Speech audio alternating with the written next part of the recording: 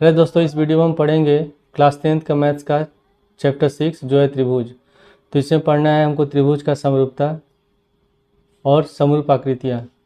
तो पहले हम त्रिभुज के बारे में समझेंगे।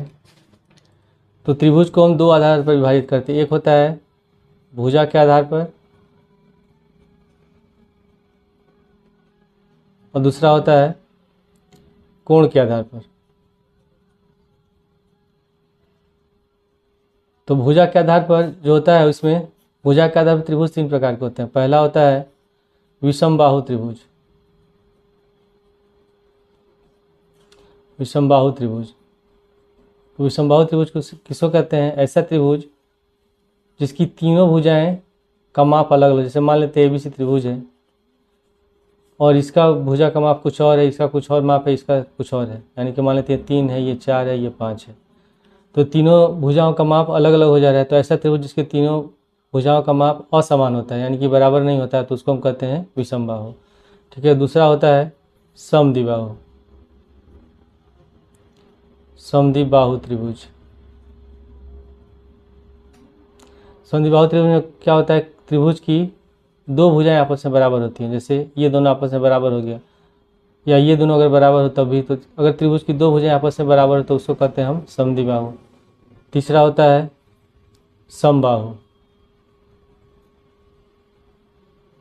समबाहु त्रिभुज। तो समबाहु त्रिभुज में क्या होता है? त्रिभुज की प्रत्येक भुजा आपस में बराबर, तीनों आपस में बराबर होती है। अगर ये 4 सेंटीमीटर तो ये भी 4 होगा, ये भी 4 होगा। ठीक है। और प्रत्येक कोण होता है 60 डिग्री इसमें। तो ऐसा त्रिभुज जिसकी प्रत्येक भुजाएं बराबर हो वो त्रिभुज होता है समबाहु त्रिभुज। ठीक है। इसके बाद है कोण के आधार पर। तो कोण के आधार पर कौन कौन सा होता है? सबसे पहला होता है न्यून कोण त्रिभुज। न्यून कोण त्रिभुज। तो न्यून कोण त्रिभुज में जो त्रिभुज होता है, जैसे मान लेते हैं ABC त्रिभुज है, इसमें प्रत्येक कोण का माप 0 से ज़्यादा, ठीक है, 0 से ज़्यादा और 90 से कम होता है। जैसे मान लेते हैं ये हो गया 80, ठीक है, ये 50 है और यही 50 है। तो इसको जोड़ेंगे 50 + 100 180। तो इसमें कोण A, कोण B, कोण C सबका माप 0 से ज़्यादा और 90 से कम है। तो अगर प्रत्येक कोण का माप 0 से ज़्यादा और 90 से कम हो तो ऐसे त्रिभुज को हम कहते हैं न्यून कोण त्रिभुज। उसके बाद है दूसरा समकोण त्रिभुज।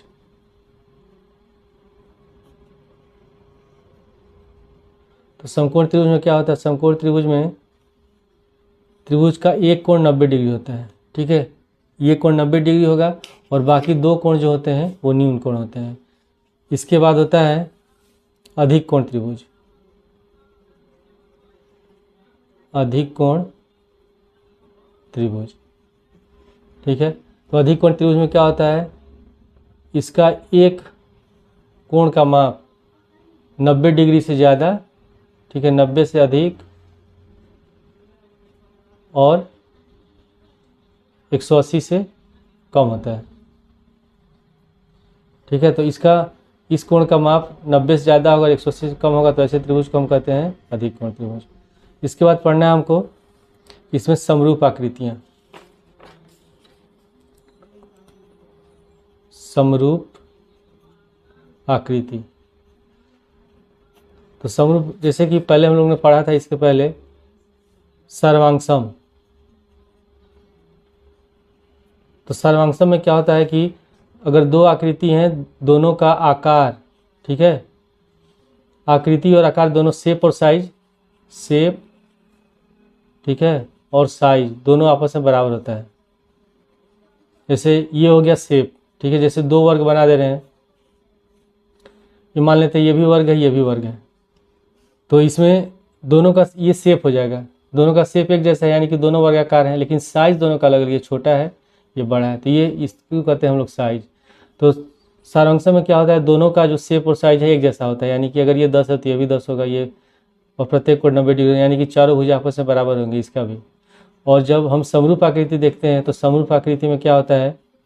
समरूप आकृति में शेप होता है बिल्कुल एक जैसा, जैसे ये वर्गाकार है, ये भी वर्गाकार है, लेकिन साइज अलग अलग हो सकता है। ठीक है। तो अब हम एग्जाम्पल में समझेंगे, जैसे कि मान लेते हैं कोई समबाहु त्रिभुज है, ये एक छोटा समबाहु त्रिभुज हो गया, एक बड़ा समबाहु त्रिभुज हो गया। इसमें मान लेते हैं ये 2 सेंटीमीटर है, ये भी 2 है, ये भी 2 है, और इसको मान लेते हैं ये 3 है, ये 3 है, ये 3 है। और समबाहु त्रिभुज में प्रत्येक कोण का माप होता है 60 डिग्री, ठीक है, ये भी 60 होगा। तो जब दो त्रिभुज समरूप कब होते हैं? जब संगत भुजाओं का माप, संगत भुजाओं का अनुपात बराबर, जैसे हम इसका निकालेंगे अनुपात, इसका संगत ये हो जाएगा, तो 2/3 से नाम लिख देते हैं A B C D E F। तो इसमें AB का संगत हो जाएगा DE, ठीक है, BC का संगत होगा EF और AC का संगत होगा DF।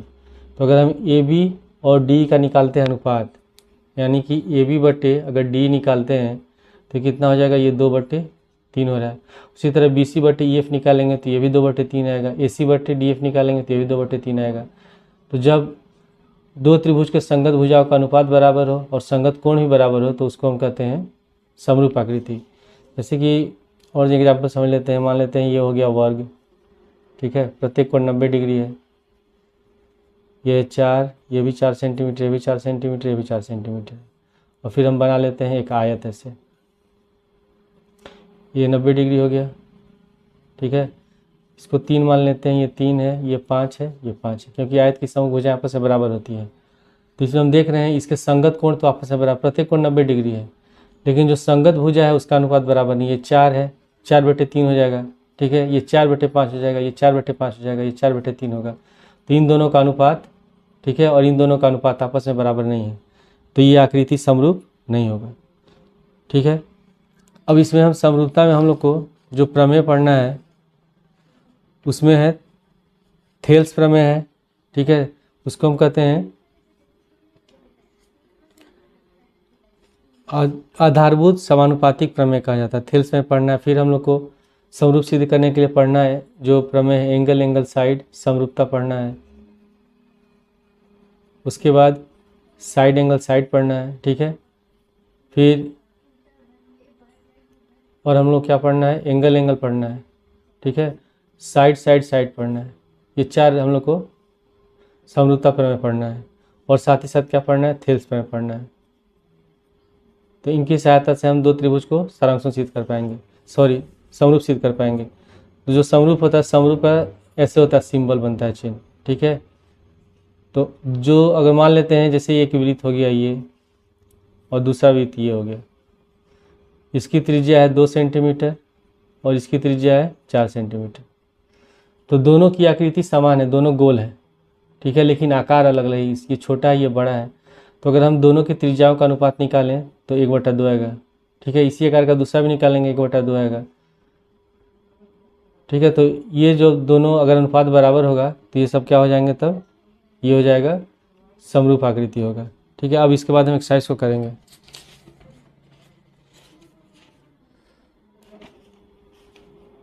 प्रश्नावली 6.1, जैसे यहाँ फिगर दिया हुआ है, इसको हम लोग समझ लेते हैं। इसमें दिया हुआ है ABCD एक वर्ग है और इसका प्रत्येक का माप है 3 सेंटीमीटर, और इसमें PQRS एक आयत है, ये भी 3 है, ये भी 3 है, 3.5, ये भी 3.5 है। तो इसमें संगत कोण A बराबर कोण P है, B बराबर Q है, कोण C बराबर कोण R है, कोण D बराबर कोण S है। ये संगत कोण तो आपस में बराबर है, लेकिन संगत भुजाओं का अनुपात बराबर नहीं है। इसका अनुपात निकालेंगे तो 3/3 एक आ जाएगा, लेकिन इसका 3/3.5, ठीक है। तो ये तो दोनों बराबर आ ही नहीं रहा है, तो ये समरूप नहीं होगा।